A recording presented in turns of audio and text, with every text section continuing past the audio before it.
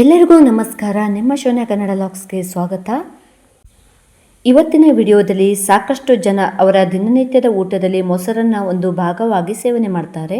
ಇದು ಒಂದು ನಮ್ಮ ಆರೋಗ್ಯಕ್ಕೆ ಅಗತ್ಯವಾಗಿ ಬೇಕಾಗಿರುವಂಥದ್ದು ಅಂತ ಹೇಳಿ, ಆದರೆ ಅದರಲ್ಲಿ ಕೆಲವಷ್ಟು ಜನರು ಈ ಒಂದು ಮೊಸರನ್ನು ಸೇವನೆ ಮಾಡೋದನ್ನು ಅವಾಯ್ಡ್ ಮಾಡ್ತಾರೆ. ಯಾಕಂತ ಹೇಳಿದರೆ ಇದರಲ್ಲಿ ಇರುವಂಥ ಹೆಚ್ಚಿನ ಕೊಬ್ಬಿನ ಅಂಶ ಅನ್ನುವಂಥದ್ದು ನಮ್ಮ ದೇಹದಲ್ಲಿ ತೂಕದ ಹೆಚ್ಚಳಕ್ಕೆ ಕಾರಣ ಆಗುತ್ತೆ ಅನ್ನೋ ಹಾಗೆ ಕೆಲವೊಂದು ಸೀಸನ್ಗಳಾದಂಥ ಚಳಿಗಾಲ, ಮಳೆಗಾಲ, ತಂಪಾದ ವಾತಾವರಣ ಇರುವಾಗ ಸೇವನೆ ಮಾಡಿದರೆ ಕೆಮ್ಮು, ಕಫ, ನೆಗಡಿ ಈ ಥರ ಸಮಸ್ಯೆಗಳು ಎದುರಾಗುತ್ತೆ ಅಂತ ಹೇಳಿ ಇದನ್ನು ಅವಾಯ್ಡ್ ಮಾಡ್ತಾರೆ.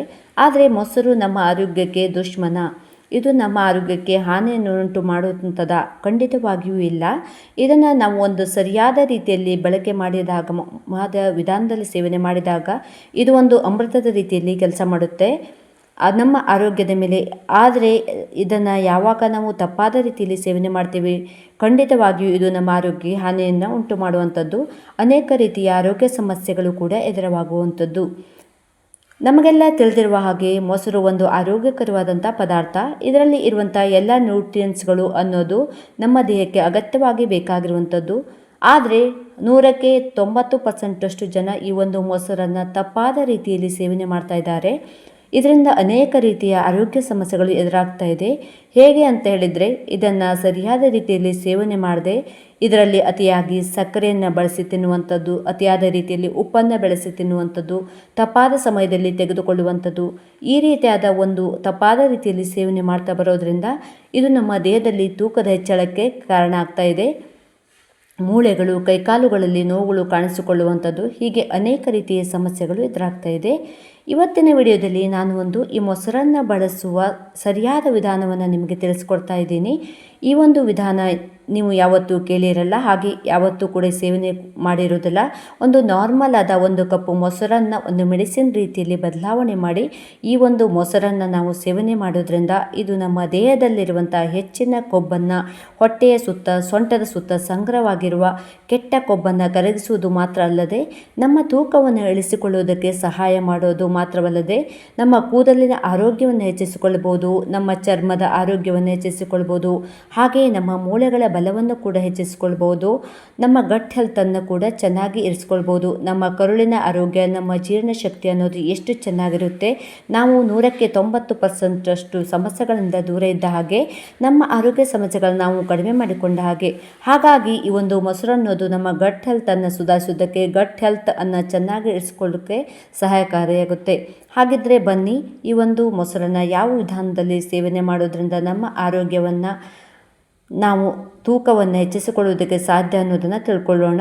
ಅದಕ್ಕೂ ಮುಂಚೆ ಇನ್ನುವರೆಗೂ ನನ್ನ ಚಾನಲ್ ಯಾರು ಸಬ್ಸ್ಕ್ರೈಬ್ ಮಾಡ್ಕೊಂಡಿಲ್ಲ ಅಂದರೆ ಸಬ್ಸ್ಕ್ರೈಬ್ ಮಾಡ್ಕೊಳ್ಳಿ, ಹಾಗೆ ಪಕ್ಕದಲ್ಲಿರುವಂಥ ಬೆಲ್ ಐಕಾನ್ನ ಪ್ರೆಸ್ ಮಾಡಿ. ನಾನು ಹಾಕಿರುವಂಥ ಎಲ್ಲ ವಿಡಿಯೋಗಳ ನೋಟಿಫಿಕೇಷನ್ ನಿಮಗೆ ಫಸ್ಟ್ ಬಂದು ತಲುಪುತ್ತೆ. ಬನ್ನಿ, ಹಾಗಿದ್ರೆ ಈ ಒಂದು ಆರೋಗ್ಯಕರವಾದ ಕೊಬ್ಬಿನ ಪದಾರ್ಥ ಮೊಸರಿನ ಸಹಾಯದಿಂದ ನಮ್ಮ ತೂಕವನ್ನು ಕಡಿಮೆ ಮಾಡಿಕೊಳ್ಳೋದು ಹೇಗೆ ಅನ್ನೋದನ್ನು ತಿಳ್ಕೊಂಡು ಬರೋಣ.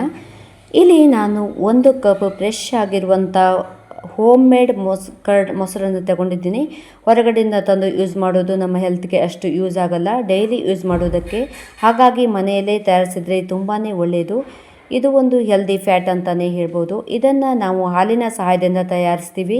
ಹಾಲಿನಲ್ಲಿರುವಂಥ ಲ್ಯಾಕ್ಟೋಸನ್ನು ಒಂದು ಬ್ಯಾಕ್ಟೀರಿಯಾದ ಪ್ರಭಾವದಿಂದ ಹಾಲು ಒಡೆದು ಈ ಒಂದು ಮೊಸರು ರೆಡಿಯಾಗುವಂಥದ್ದು. ಇದರಲ್ಲಿ ನಮಗೆ ಹೆಚ್ಚಿನ ಪ್ರಮಾಣದ ಪ್ರೋಟೀನ್, ಕ್ಯಾಲ್ಸಿಯಂ, ಹಾಗೆ ಜೀವಂತ ಬ್ಯಾಕ್ಟೀರಿಯಾ ಅಥವಾ ಪ್ರೊಬಯೋಟಿಕ್ಸ್ ಅಂತ ಹೇಳಿ ಕರಿತೀವಿ, ಈ ಅಂಶಗಳು ಇರೋದ್ರಿಂದ ಇವು ನಮ್ಮ ವೆಯ್ಟ್ ಲಾಸ್ಗೆ ತುಂಬಾ ಸಹಕಾರಿಯಾಗಿರುವಂಥದ್ದು. ಇನ್ನು ಎರಡನೇದಾಗಿ ನಾನು ಇಲ್ಲಿ ಡೇಟ್ಸ್ ಅಥವಾ ಖರ್ಜೂರ, ಇದು ಒಂದು ನ್ಯಾಚುರಲ್ ಸ್ವೀಟ್ ಅಂತಲೇ ಹೇಳ್ಬೋದು. ಸಕ್ಕರೆ, ಬೆಲ್ಲದ ಬದಲಿಗೆ ಇದನ್ನು ನಾವು ಬಳಸ್ತೀವಿ. ಒಂದು ಹೆಲ್ದಿ ನ್ಯೂಟ್ರಿಯಸ್ ಆಗಿರುವಂಥ ಒಂದು ಫುಡ್. ಇದನ್ನು ನಾವು ಇವತ್ತು ಮೊಸರಿನ ಜೊತೆಗೆ ಹೇಗೆ ಬಳಸಬೇಕು ಅನ್ನೋದನ್ನು ತಿಳಿಸ್ಕೊಡ್ತಾ ಇದ್ದೀನಿ. ಹಾಗೆ ಇದು ವೆಯ್ಟ್ ಲಾಸ್ಗೆ ಹೇಗೆ ಹೆಲ್ಪ್ ಆಗುತ್ತೆ ಅನ್ನೋದನ್ನು ತಿಳಿಸ್ತಾ ಇದ್ದೀನಿ. ಇಲ್ಲಿ ನಾನು 2 ರಿಂದ 3 ಖರ್ಜೂರವನ್ನು ದಿನಕ್ಕೆ ಒಂದು ಲಿಮಿಟೆಡ್ ಕ್ವಾಂಟಿಟಿಯಲ್ಲಿ ಬಳಸಬೇಕಾಗುತ್ತೆ. ಯಾಕಂತ ಹೇಳಿದರೆ ಇದರಲ್ಲಿರುವಂಥ ಹೆಚ್ಚಿನ ಕ್ಯಾಲೋರಿಯಿಂದಾಗಿ ಇಲ್ಲಿ ನಾನು 2 ಖರ್ಜೂರವನ್ನು ಈ ರೀತಿಯಾಗಿ ಸಣ್ಣ ಸಣ್ಣ ತುಂಡುಗಳಾಗಿ ಕಟ್ ಮಾಡಿ ಮೊಸರಿನಲ್ಲಿ ಹಾಕ್ತಾಯಿದ್ದೀನಿ. ನೀವು ತುಂಡು ಮಾಡಿ ಆದರೂ ಹಾಕ್ಕೋಬೋದು, ಇಲ್ಲ ಪೇಸ್ಟ್ ರೂಪದಲ್ಲಿ ಆದರೂ ಬಳಸ್ಬೋದು. ಇದರಲ್ಲಿ ಇರುವಂಥ ಹೆಚ್ಚಿನ ಒಂದು ಫೈಬರ್ ಅಂಶ ನಮ್ಮ ಜೀರ್ಣಕ್ರಿಯೆಯನ್ನು ಸುಧಾರಣೆಗೊಳಿಸುತ್ತೆ. ನಮ್ಮ ಹೊಟ್ಟೆ ತುಂಬಿದ ಅನುಭವವನ್ನು ಕೊಡುವ ಮುಖಾಂತರ ನಾವು ಒಂದು ಕಡಿಮೆಯಾಗಿ ತಿನ್ನೋದಕ್ಕೆ ಸಹಕಾರಿಯಾಗುತ್ತೆ. ಹಾಗೆ ಇದರಲ್ಲಿರುವಂಥ ಒಂದು ಸಿಹಿ ಅನ್ನೋದು ನೈಸರ್ಗಿಕವಾಗಿ ಸಿಹಿ ಅನ್ನೋದು ನಮ್ಮ ಒಂದು ಅನ್ಹೆಲ್ದಿ ಸ್ವೀಟ್ಸ್ ಮೇಲಿನ ಕ್ರೇವಿಂಗ್ಸನ್ನು ತಡೆಯುತ್ತೆ. ಹೊರಗಡೆಯಿಂದ ತಂದು ತಿನ್ನುವಂಥ ಸಕ್ಕರೆ ತಿಂಡಿಗಳನ್ನು ತಿನ್ನೋ ಒಂದು ಕ್ರೇವಿಂಗ್ಸನ್ನು ತಡೆಯೋ ಮುಖಾಂತರ ಒಂದು ಸಕ್ಕರೆಯ ಬಯಕೆ ಅಂತ ಹೇಳಿ ಕರಿತೀವಿ, ಅದನ್ನು ಅವಾಯ್ಡ್ ಮಾಡೋದಕ್ಕೆ, ಕ್ಯಾಲೋರಿಯನ್ನು ಕಡಿಮೆ ಆಗಿ ಹೋಗೋದಕ್ಕೆ, ನಮ್ಮ ದೇಹಕ್ಕೆ ಹೋಗೋದಕ್ಕೆ ಸಹಕಾರಿಯಾಗುತ್ತೆ. ಹಾಗೆ ಇದು ನಮ್ಮ ದೇಹಕ್ಕೆ ಎನರ್ಜಿಯನ್ನು ಕೊಡುತ್ತೆ. ಇದನ್ನು ನಾವು ಬೆಳಗಿನ ಸಮಯದಲ್ಲಿ ಸೇವನೆ ಮಾಡೋದ್ರಿಂದ ಒಂದು ಚಯಾಪಚಯ ಕ್ರಿಯೆಯ ವೇಗವನ್ನು ಕೂಡ ಹೆಚ್ಚಿಸುತ್ತೆ. ಇಲ್ಲಿ ನಾನು ತುಂಡು ಮಾಡಿಕೊಂಡಿರುವಂಥ ಖರ್ಜೂರದ ತುಂಡುಗಳನ್ನು ಮೊಸರಿನಲ್ಲಿ ಹಾಕ್ತಾ ಇದ್ದೀನಿ. ಆನಂತರ ಇಲ್ಲಿ ನಾನು ಒಂದು 1/4 ಟೀ ಸ್ಪೂನಷ್ಟು ಜೀರಿಗೆ ಪುಡಿಯನ್ನು ಇಲ್ಲಿ ಸೇರಿಸ್ಕೋಬೇಕಾಗತ್ತೆ. ಇದು ವಿಡಿಯೋದಲ್ಲಿ ಸ್ವಲ್ಪ ಸ್ಕಿಪ್ ಆಗಿದೆ. ಜೀರಿಗೆಯನ್ನು ಪೌಡ್ರ್ ಮಾಡಿ ಸ್ಟೋರ್ ಮಾಡಿ ಇಟ್ಕೊಳ್ಳೋದ್ರಿಂದ, ಜೀರಿಗೆಯನ್ನು ಹಾಕೋದ್ರಿಂದ ನಮ್ಮ ಡೈಜೆಷನ್ ಸಿಸ್ಟಮ್ ಇನ್ನೂ ಸ್ಟ್ರಾಂಗ್ ಆಗಿ, ಹಸಿವು ಕೂಡ ನಿಯಂತ್ರಣಕ್ಕೆ ಬರುತ್ತೆ. ನಮ್ಮ ರಕ್ತದಲ್ಲಿರುವ ಸಕ್ಕರೆ ಮಟ್ಟವನ್ನು ಕೂಡ ನಿಯಂತ್ರಣದಲ್ಲಿ ಇಟ್ಕೊಳ್ಳೋದಕ್ಕೆ ಸಹಕಾರಿಯಾಗುತ್ತೆ. ಹಾಗೆ ಮೊಸರಿನಲ್ಲಿರುವಂಥ ಹೆಚ್ಚಿನ ಕ್ಯಾಲ್ಸಿಯಂ ಅನ್ನೋದು ನಮ್ಮ ದೇಹಕ್ಕೆ ಒಂದು ಎನರ್ಜಿಯನ್ನು ಕೊಡುತ್ತೆ. ನಮ್ಮ ದೇಹದಲ್ಲಿ ಇರುವಂಥ ಫ್ಯಾಟನ್ನು ಬರ್ನ್ ಮಾಡೋದಕ್ಕೆ ಸಹಕಾರಿಯಾಗುತ್ತೆ. ಹಾಗೆ ಇದರಲ್ಲಿರುವಂಥ ಪ್ರೋಬಯೋಟಿಕ್ಸ್ ಅಥವಾ ಒಳ್ಳೆಯ ಬ್ಯಾಕ್ಟೀರಿಯಾಗಳು ನಮ್ಮ ದೇಹದಲ್ಲಿರುವ ಕೆಟ್ಟ ಬ್ಯಾಕ್ಟೀರಿಯಾಗಳ ವಿರುದ್ಧ ಹೋರಾಡಿ ನಮ್ಮ ಕರುಳನ್ನು ಶುದ್ಧಿ ಮಾಡಿ, ಕೆಟ್ಟ ತ್ಯಾಜ್ಯ ಪದಾರ್ಥಗಳನ್ನ ಹೊರಗಡೆ ಹಾಕಿ ನಮ್ಮ ಗಟ್ ಹೆಲ್ತ್ ಚೆನ್ನಾಗಿರಿಸಿಕೊಳ್ಳುವ ಮುಖಾಂತರ ನಮ್ಮ ದೇಹದಲ್ಲಿ ಡೈಜೆಷನ್ ಸಿಸ್ಟಮ್, ಚಯಾಪಚಯ ಕ್ರಿಯೆ, ಮೆಟಾಬಾಲಿಕ್ ಸಿಸ್ಟಮನ್ನು ಬೂಸ್ಟ್ ಮಾಡೋ ಮುಖಾಂತರ ನಮ್ಮ ಒಂದು ವೆಯ್ಟ್ ಲಾಸ್ಗೆ ಈ ಒಂದು ರೆಮಿಡಿ ಸಹಕಾರಿಯಾಗುವಂಥದ್ದು. ನೋಡಿದ್ರಲ್ಲ ಸ್ನೇಹಿತರೆ, ಈ ಒಂದು ಕಪ್ ಮೊಸರನ್ನು ಯಾವ ರೀತಿಯಾಗಿ ಬಳಸಬೇಕು, ಇದರಲ್ಲಿ ಏನು ಇಂಗ್ರೀಡಿಯೆಂಟ್ಸ್ ಹಾಕಿದ್ದೀನಿ, ಇದರಿಂದನೂ ಕೂಡ ನಮ್ಮ ವೆಯ್ಟ್ ಲಾಸ್ ಹೇಗೆ ಹೆಲ್ಪ್ ಆಗುತ್ತೆ, ಇವುಗಳಿಂದ ನಮ್ಮ ದೇಹಕ್ಕೆ ಸಿಗುವ ಬೆನಿಫಿಟ್ಸ್ ಏನು ಎನ್ನುವೆಲ್ಲ ಪೂರ್ತಿ ಮಾಹಿತಿಯನ್ನು ತಿಳಿಸಿದ್ದೀನಿ. ಈಗ ಇದನ್ನು ಯಾವ ಸಮಯದಲ್ಲಿ ತೆಗೆದುಕೊಳ್ಳುವುದು ಉತ್ತಮ, ಇದರಿಂದ ಒಳ್ಳೆಯ ಬೆನಿಫಿಟ್ಸ್ ಅನ್ನೋದು ನಮ್ಮ ದೇಹಕ್ಕೆ ಸಿಗುತ್ತೆ ಅನ್ನೋದನ್ನು ನೋಡೋದಾದರೆ, ಇದನ್ನು ನೀವು ಬೆಳಗ್ಗೆ ನಿಮ್ಮ ಒಂದು ಬ್ರೇಕ್ಫಾಸ್ಟ್ ಅಂತ ಏನು ಹೇಳಿ ಕರಿತೀವಿ, ತಿಂಡಿ ಸಮಯದಲ್ಲಿ 1 ಕಪ್ ಈ ರೀತಿಯಾಗಿ ತಯಾರಿಸಿಕೊಂಡು ನೀವು ತಿನ್ಬೋದು. ಹೀಗೆ ತಿನ್ನೋದ್ರಿಂದ ಬ್ರೇಕ್ಫಾಸ್ಟ್ ಮಾಡಿಲ್ಲ ಅಂದರೂ ಕೂಡ ನೀವು ಈ ಒಂದು ಮೊಸರು ಇದರಲ್ಲಿ ಹಾಕಿರುವ ಡೇಟ್ಸ್, ಇದು ಒಂದು ಕಂಪ್ಲೀಟ್ ಒಂದು ಬ್ರೇಕ್ಫಾಸ್ಟ್ಗೆ ಸಮ ಆಗುತ್ತೆ. ಒಂದು ಹೊತ್ತಿನ ಊಟವನ್ನು ಸ್ಕಿಪ್ ಮಾಡಿದರೂ ಕೂಡ ನಿಮಗೆ ಒಂದು ಹೊಟ್ಟೆ ತುಂಬಿದ ಅನುಭವವನ್ನು ಕೊಡೋದಕ್ಕೆ ಈ 1 ಕಪ್ ಮೊಸರು ಅನ್ನೋದು ನಿಮಗೆ ಸಾಕಾಗುತ್ತೆ. ಇನ್ನು ಕೆಲವರು ಇಲ್ಲ ಬ್ರೇಕ್ಫಾಸ್ಟ್ ತಿನ್ನಲೇಬೇಕು ಅಂತಂದರೆ ಮಧ್ಯಾಹ್ನ ನಿಮ್ಮ ಊಟದ ಮುಂಚೆ ಒಂದು ಅರ್ಧ ಗಂಟೆ ಮುಂಚಿತವಾಗಿ ನೀವು ಇದನ್ನು ತೆಗೆದುಕೊಳ್ಬೋದು.